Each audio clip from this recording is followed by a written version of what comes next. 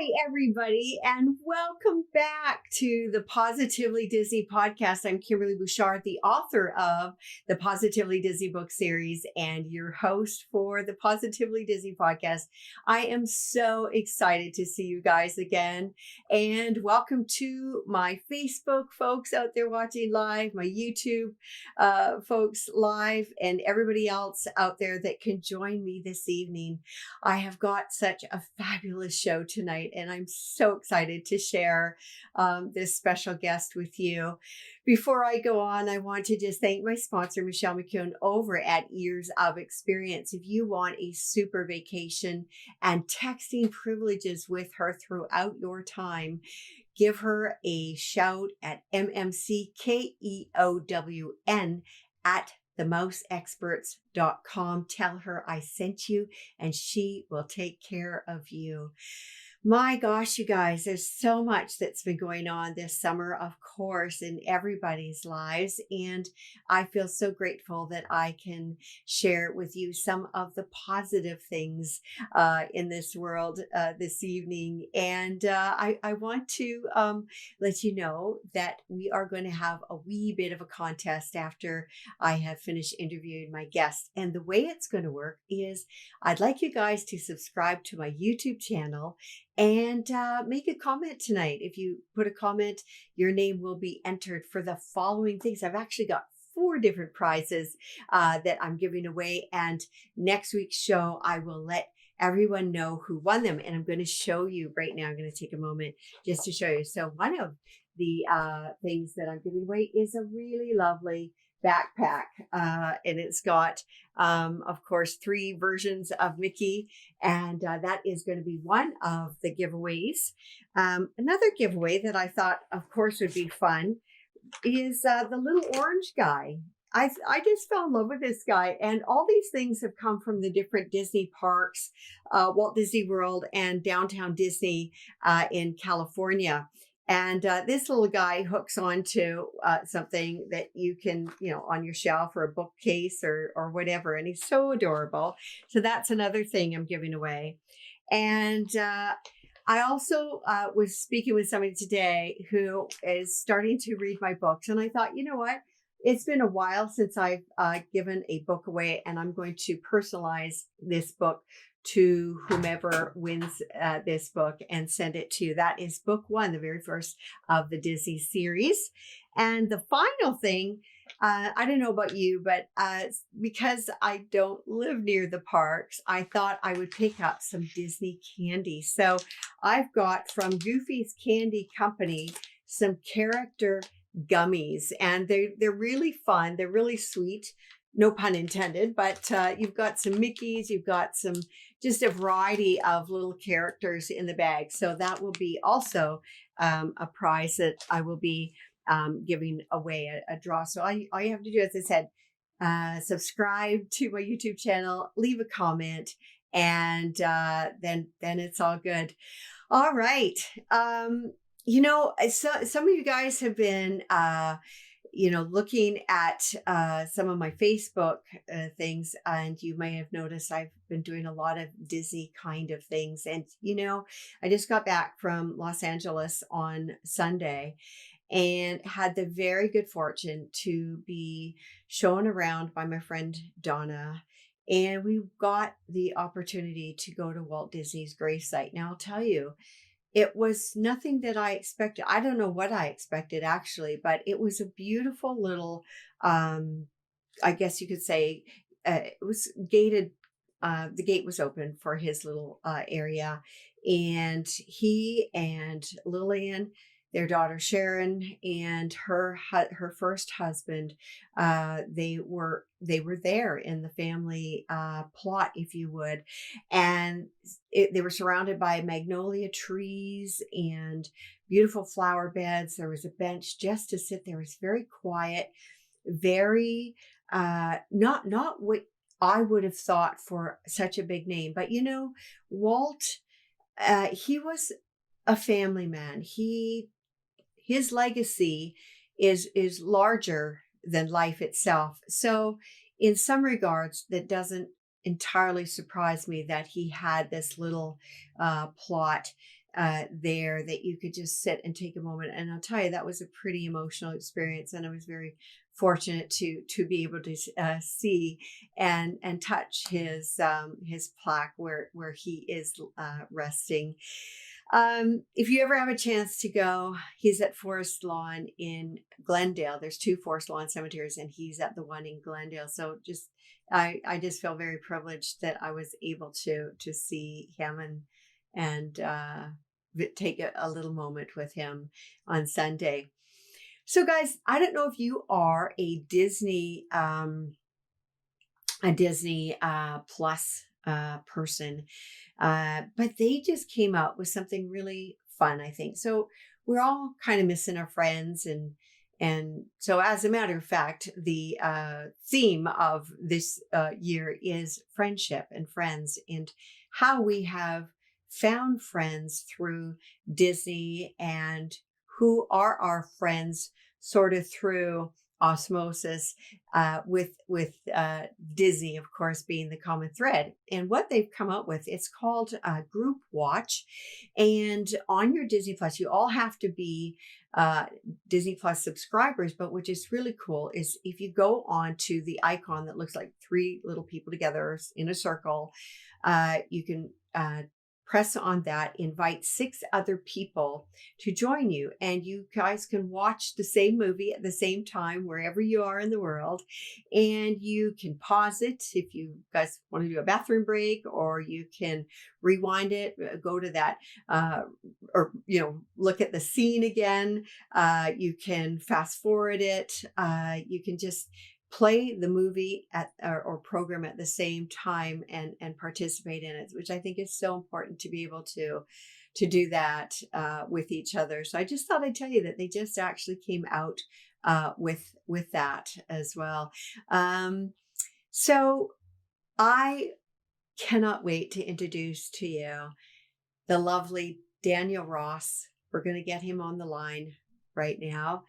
And he is my guy's voice, and I feel very honored to be able to speak with Daniel. His whole story will be in book 6, and we're just going to get him on the line now. So we're just dialing through, and we'll see if he can answer right away, and we'll go from there. Hi, Daniel. Can you hear me? Yes, I can hear you. Oh, yay! I'm like, I can't understand what was going on because everybody else in the audience could hear you. I could hear you, but oh no! But I'm so sorry. No, Silence. Oh yeah, no, that's fine. We just want to make sure that you can hear us, hear me. I hear you loud and clear. Oh, that's good, Daniel. Thank you so much for joining us tonight. I just think you are one of those wonderful humans, and you have an amazing, honorable position, to say the least. And I will just get started. How and when did you become acquainted with Mickey Mouse and Donald Duck, like basically the Fab Five? Yeah. Well, first of all, thank you so much for having me on your podcast. Yeah, this is a really fun show that I'm getting into here and just learning all about, and I really appreciate it. Oh, thank you. So yeah, I was a little kid. Yeah. I don't know if it was a cartoon that struck me first or a toy. I don't know what initially captured my attention to Donald Duck, but I'm pretty sure it was the voice. Oh, I'm pretty sure it was the voice. I mean, that's what usually draws everybody to our favorite quacker. Yeah, that's for sure. It's so interesting because I remember when I was thinking about the interview today, and my older sister she was 5 years older, and she did a rendition of Donald Duck and was trying to teach us. I think we got a squawk out here and there, but she didn't try Mickey Mouse, she didn't try anything else, but Donald Duck for some reason has that iconic sound, that really, I mean, well, Mickey does too, but you know what I mean? Donald just kind of amps it up a bit. It's a little harder, I think, Yeah, how about that? Oh my gosh. You I'm sure do you dream Donald Duck? I'm just curious. Do you No, I can't say that I dreamed Donald Duck, but he's Okay. certainly on my mind, and never far from my mind at any given moment. Oh my gosh, I can just imagine you in the grocery store, maybe putting on a pair of sunglasses and talking about your groceries in his voice or something. I don't know. Have you ever done anything? I would, if I was the voice of somebody, I would totally prank people. I would like just go all out there and goof off. I don't know. Have you ever Well, done that? so there was a long time before I was the voice of Donald Duck that I did this voice as Okay. just a parlor trick for friends and family and to make people laugh. And so yeah, there were occasions where I would go to a drive-through and I would Oh. commence my order as Donald Duck. Oh. I want a burger and I want large fries. I would do that kind of stuff. Now that I am presently representing that character, Yeah, it puts a limit on certain things, right. and I have to be very mindful of the fact that I don't own the character. The Sure. character is just being entrusted to me. Right. So the dynamic is a little bit different, but yeah, I used to get a fair amount of mischief in Okay. my earlier days. Okay. Well, now, did you always want to be a voice actor, Daniel? Was that always what you had aspired to, or? Well, the funny thing is, I always was a voice actor.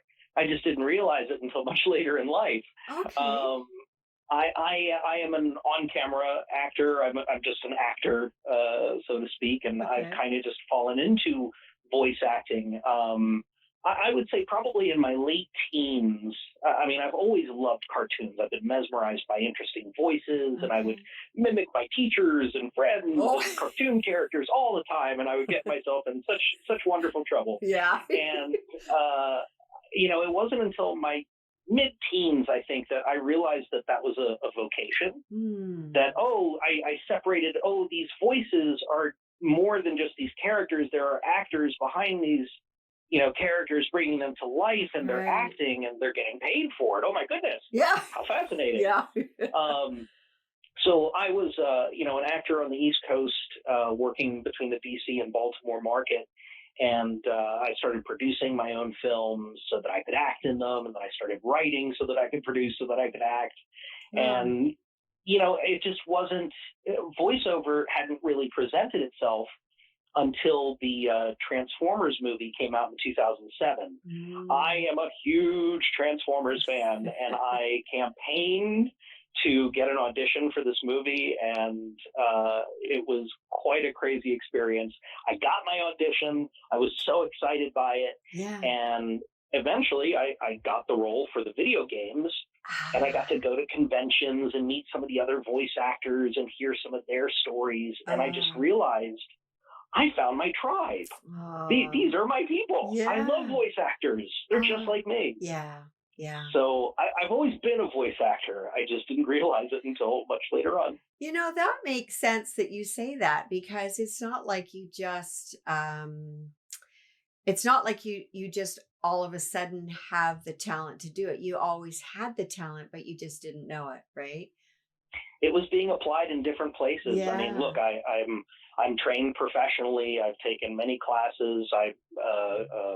My major in college was musical theater, and Ah, then I dropped out and went into film work and improvisation, and so I've been at the acting game for a very long time, right. and I got my SAG card, became a union performer back in 2003. Right. So it's been a while. I've been working at it for a while. Yeah, and it's interesting because everything that you did, your theater, your the other acting like camera on camera acting and that everything was preparing you. You know what I mean? Like it was giving you those Yes. tools and experiences under your belt to do what you do today so well. How did you become the voice? We've had this talk that Mickey's got my heart, but Donald is my Yeah. guy. And so Yeah. how did that happen? I mean, did you get a letter from somebody? Did you get nominated to because how in the world did that happen? So, from what I understand, there was a large cattle call for someone to do the Donald Duck voice. Unspecified where or what, or any details other than they wanted a voice match to Clarence Nash, who was the Right. original voice of Donald Duck, who originated the Yes. voice. Yeah. So my agent contacts me and says, "Hey, you do the Donald Duck voice, right?" And I Oh. went, "Yeah." And she says, "Here you go." And I immediately freaked out because, oh my gosh, like I'm getting to audition for this character that I've loved my entire life. Forget even the concept of getting it. Yeah. It's just so cool. I Yeah. get to audition. Yeah. And I'm thinking, oh my gosh, thinking of all the other people who are auditioning and what a huge process that must be for Disney. And I'm like, all right, well, I'll take my shot. Right. So I went back and I started researching the old, Clarence Nash cartoons, Right. started looking for sounds and things that I could mine and, research and bring to the present to make him a more fully embodied character, or at Right. least my interpretation of it. Yeah. I put that out there. About a month later, I got a call back where I had to go to Disney and, perform with a bunch of other people who were called back, who were all celebrities, in my Oh my field. And I'm gosh. sitting there like, oh my gosh, I'm in the same room as these people. My goodness. And, I'm just feeling the weight of it. Like, man, if they've got these celebrities here, I've got no shot at this. Yeah. And I go in, I do my audition, and I felt really good about it. And then it was about another month later, I got a call. They said they wanted to see me again. And I was all the way back in Maryland visiting family and friends at the time. Oh. And I said, oh my gosh, do I have to get on a plane? What do I do? What do I Yeah. do? And my agent said, don't worry, they'll wait for you. And I went, Oh, oh, wow. they'll wait for me. Oh, okay, good. So we did an audition. I did a song. I had to sing a song in character. Oh my And I gosh. discovered that I could actually add some vibrato to Donald's singing voice. And Wow.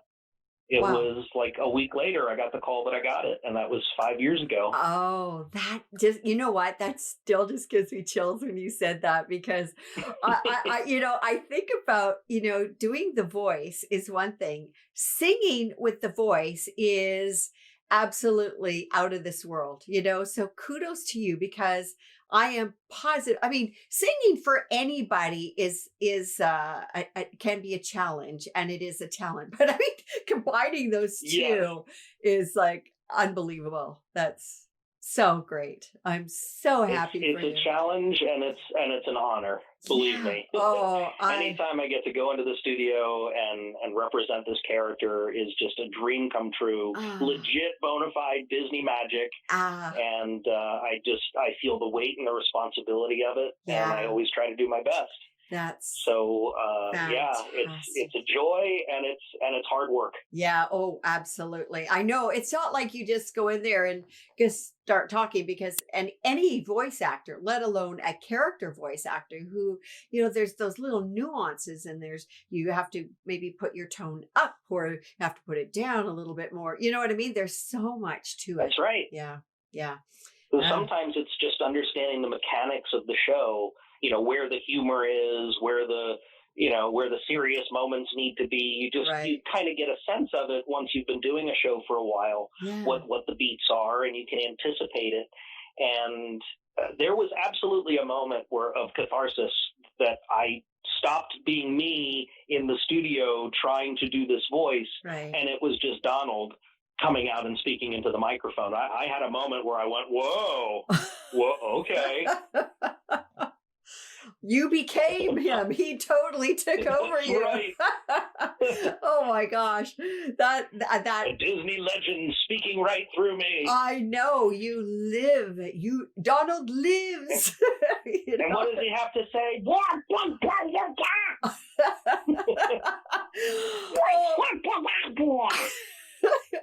Oh my gosh. Well, you do it much better than my sister ever did. I'll let you know that. I'm sure her hers is great. Well, we'll see. I'm going to ask her, see if she can do that, like, 50 years later, see if she's able to do something. I don't know. But, anyways, Hey, ask me the same question. Oh, 50 yeah. years from now. Can you Yeah. still do it? Okay, hold on. Let me just put my teeth back in. And, Yeah. okay, how's it going? There you go. Yeah, it was all in the teeth, right, Daniel? That's how. That's right. Everything's because of the teeth. Could you share some some stories about your time in your role? Oh, my goodness. Yeah, there was a moment, I think it was WonderCon, which is a convention out here in California. Right. There was somebody had pointed out somebody in a Donald Duck costume. I had just finished a panel where it was me and some other voice actors talking to a large audience, and I was coming down the escalator getting ready to leave, and my buddy pointed out somebody in a Donald Duck costume who looked like they were upset. Oh. And I went over and I said hello, and I, did the voice, and this particular person was just having a really rough day, and it just a series of things, and she just lit up to have the voice of Donald Duck coming up to her and acknowledging her and seeing her costume, and it just meant the world. She started crying, and she hugged me, and we had a moment, and it was really, really nice. And I walked away from that experience just saying I didn't have to do anything except say hello. Yeah. And that really helped somebody, in their day. It had nothing to do with me. Yeah. It was just the character that was represented and loved by everybody, and it helped. It made a difference.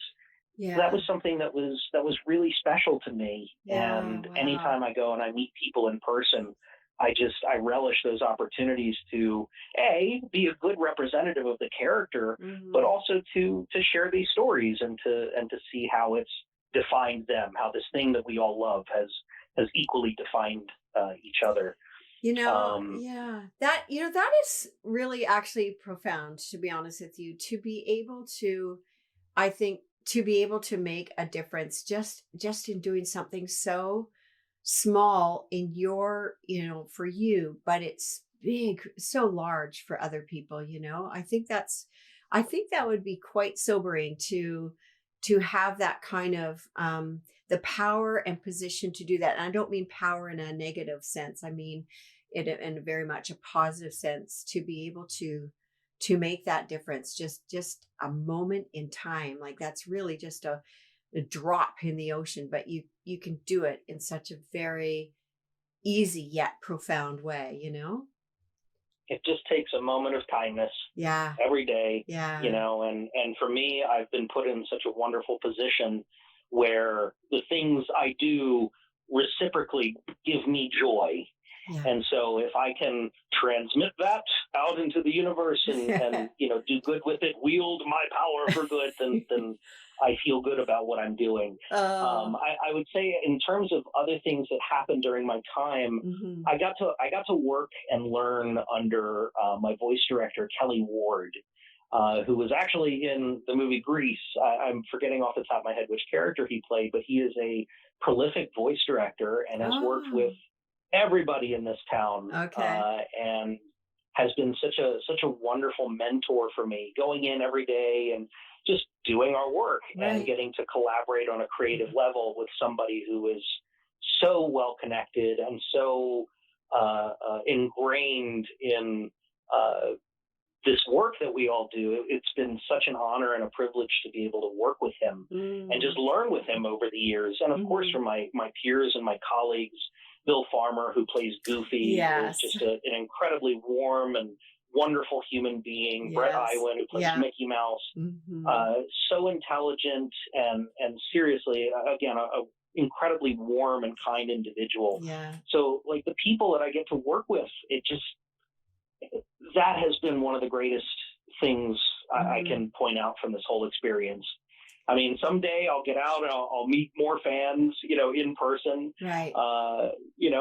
After this generation grows up and, is feeling reminiscent about, the voice of Donald back in my childhood. Oh yeah. It'll be a little while for that plant, for for sure. that seed to be planted. But no, I love it. I'm here and enjoying my work. Yeah, and I actually, I think you might have seen that post, but it's so amazing, the places we get to go, the things we get to do in life, but isn't it the people? It's the people that make it all worth it. That is the most important to me, and obviously to you as well. And absolutely, it's the people and the stories.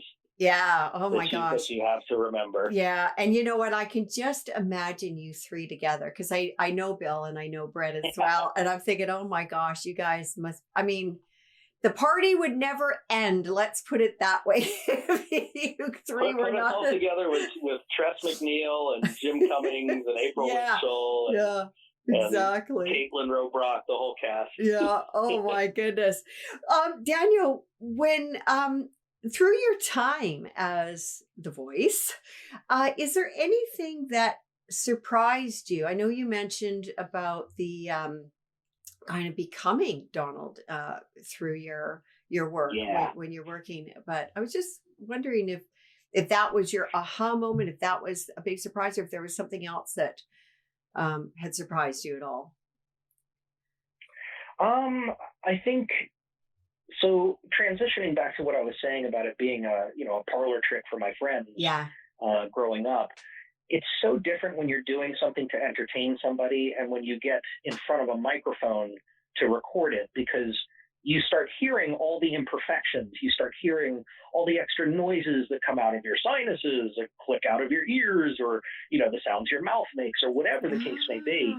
And there was a little bit of a learning curve for me, because I had an additional sound that was coming out, like like an extra exertion.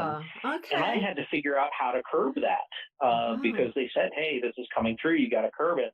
So I was trying everything in the book, pinching my ears closed, pinching my nose, sucking on some ice, doing whatever I could to manipulate, the instrument to try to get a better effect. Wow. And we were eventually able to work it out. It really just boiled down to muscle strength. I had to get strong enough to be able to make certain sounds. Sure. And so that was a real challenge for me. Yeah. I mean, again, the challenge of a lifetime. I loved what I was doing. Absolutely. To be able to play and create with this character that I love so much. Yeah.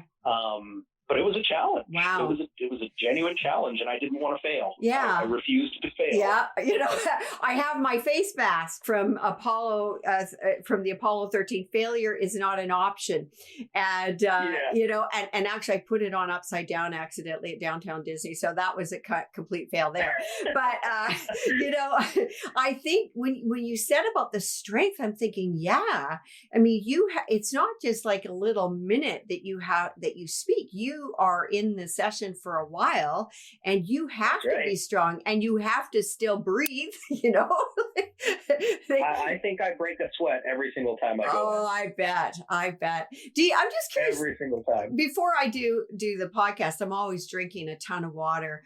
Do you find that is something that you do? Like, so you kind of keep your whistle wet, for lack of a better word, or is that? Oh, absolutely. Yeah, absolutely. Okay. But I take it one step further. I will sometimes add a little bit of Himalayan pink salt to my water. And or I may add some other essential minerals. Okay. Just because when you're drinking water, if you're gushing down water, the pH of your mouth is going to change. Certain elements are going to change. Okay. And, I prefer to keep that at an optimal capacity. So I do drink a lot of water, but during my session, if I need to hydrate, I might have, like a little bit of room temperature water with some sea salt. Right. Okay. That's interesting. I'll have to check that part out. I know that I had, sort of that liquid IV, which is like equivalent to 3 things of water. I know that I use that. My one of my sons uses that, and that kind of hydrates us too. But that's interesting. I haven't heard the Himalayan salt, which we have as well at home. So I'll have to try that and see if if my mouth doesn't dry up on me while I'm interviewing people, because it's something, we talk, nonstop, right? And we have to That's right. keep ourselves going. So we can stay hydrated, but we have to be mindful of the salinity of our own individual mouths. Makes sense. Yeah, absolutely. I never actually thought about that. So you're going to be getting some litmus paper and checking out the pH level of my mouth. Anyways, Daniel, what is next for you, and where can people find you if they want to find you? Oh my goodness! Yeah. Thank you for that. Well, you can continue to hear me as Donald Duck for Disney Junior on Mickey Mouse Mixed Up Adventures, Hot Diggity Dog Tales, Chippendales Nutty Tales. We got some fun stuff coming out there. I'm also on the Tom and Jerry show currently as several different characters. And some cool video games coming up that I can't talk about quite yet. That's fine. But just chugging along and happy to be a voice actor. I just did some on-camera work and some production work. I have a short film that's traveling the film circuit right now called The Distance, which is a quarantine-based short love story with a sci-fi twist. Okay. And so it's been fun to get back to my on-camera roots and production roots and put that out there. So that's pretty much what I'm working on right now. That's great. Some other little things here and there. Yeah. And you can find me across social media under actor Daniel Ross. Actor Daniel Ross. Twitter, Instagram, Facebook, Snapchat, Twitch, TikTok, all of the above. Actor Daniel Ross. Oh, that's awesome. Okay. No, I just wanted to bring attention to that short film that you've done, and I hope it does very, very well. I actually want to, there are trailers out there, I would imagine, that we can check them out on YouTube and stuff. Sounds good. That's wonderful.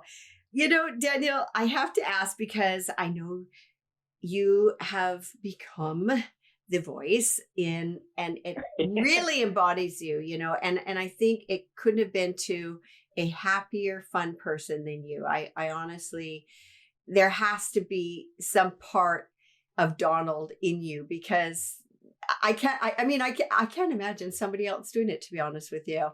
Really, and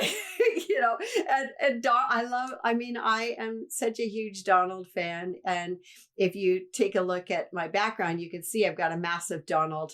It's about 3 feet tall from the floor up.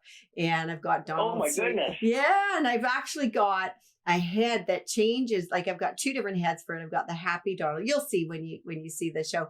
And there's an angry Donald, and I put the angry Donald on at Christmas because I put Christmas lights all over the guy, and he's just gotten himself in a befuddle again. Of course, everything happens to poor Donald, and he can't unwind the Christmas light. But I just. And look, sometimes he brings it on himself. Well, I know, but mostly I would have to say that he just kind of finds himself stuck in the middle of things, and drama finds him. That's right. Have to say, That's right. But is there any special message from Donald that he might want to impart to our listeners before we end? Oh, of course. Watch my new show, Mickey Mouse Mixed Up Adventures on Disney Studio, and of course, happy holidays, stay safe, and I love you. Oh my gosh. That's amazing. It honestly, it's amazing. I mean, this character is so close to my heart. Thank you very much. Oh my gosh. So I have to tell you, who's watching tonight? Dominic. Who's watching? Dominic is watching tonight. Dominic! Yeah. What's up, man? The gecko himself. Yeah, I know. Isn't that fun? Yeah, Dominic, thank you so much for connecting us. Danielle, I have to let you know that there's also another listener, and she said that she recently listened to an interview that you did for the Disney Coast to Coast podcast and about you taking your mom to see what kind of goes on a little bit behind the scenes. And I just wanted to let you know that a lot of people are watching tonight, and so happy to hear you on the show. Well, thank you very, very much. Yeah, that's true. I brought my mom out to LA, and because she's the one who taught me the voice when I was a little kid, and has always been my creative inspiration. Yeah. So I got to fly her out here and take her to the studios and see where everything was being made, meet the producers and the writers and directors on the show. And it was such a wonderful moment for the two of us, for the woman who taught me how to do the voice to see some of the behind the scenes and really get an understanding of what it is that I'm doing. And you know what? As a mom, I mean, that is the best thing that you could have done. That is just such, I think that's such the biggest thank you, really, to show her around, to bring her out and show. Well, she proudly calls herself Mama Duck. Oh. She proudly calls herself Mama Duck. And look, she's thrilled that her son is the third person to have ever voiced this character. That's a pretty amazing milestone. It is. And yeah, I'll take it. It's huge. Absolutely. It'll be in some history book somewhere. Oh, the third voice. Yeah. The third voice. Exactly. And I just want to let people know that Daniel's full story is going to be in book 6. And I had such a fun time talking to you that I think it was like last week or 2 weeks ago. I can't even remember. Yeah, that was a great conversation. I just enjoyed it thoroughly. But thank you so much, Daniel, You're for joining. Welcome. Pre-order your copies of book 6. Pre-order them. Yeah. Well, thank you. But anyways, free margaritas for everybody. That's on your end. I'll cover the books. You cover the margaritas. Anyways, Daniel, I'll be in touch with you really soon. But thank you again so much. It was just an absolute pleasure having you on, and all the best for absolutely everything that you are doing. And the same to you. Thank you so much for having me. Thanks, Daniel. Thank you so much. All right. You take good care. Right? Bye. Bye. Okay, bye now. Okay, bye. Oh my goodness. Just love that guy. He's just fuller, just filled with life and light. And, he's just such the well-chosen, really, for his position. Alex is asking, is he Disney's official duck voice? Yes, he is. For the last 5 years, Alex, he is the official voice of Donald Duck. And, there's really not a lot to say after that, but he is just, as I said, he's just a wonderful human. And I just want to thank you guys so much for taking the time to join me this evening for the kickoff for our 4th season. And I know my friend Dominic is traveling across the country, you guys. You can check out Dominic Pace, who played in The Mandalorian, and he's been on a cross-country journey for a few weeks now, and he is appearing at different comic stores and signing things. So he is, I know you're in Eastern US right now, I think, because that's kind of the last that I picked up on you, Dominic. But at any rate, guys, don't forget to comment, subscribe to the YouTube channel, and I will let you guys know next week about the prize winners of the 4 different things to kick off season 4. For now, you guys, please be safe. Take good care of yourselves out there. Oh, Dominic, thank you. Dominic is in Knoxville, Tennessee. So you guys can definitely check him out there if you are in the vicinity. At any rate, thank you guys. Have a good rest of your week, and we'll see you next week. Bye for now.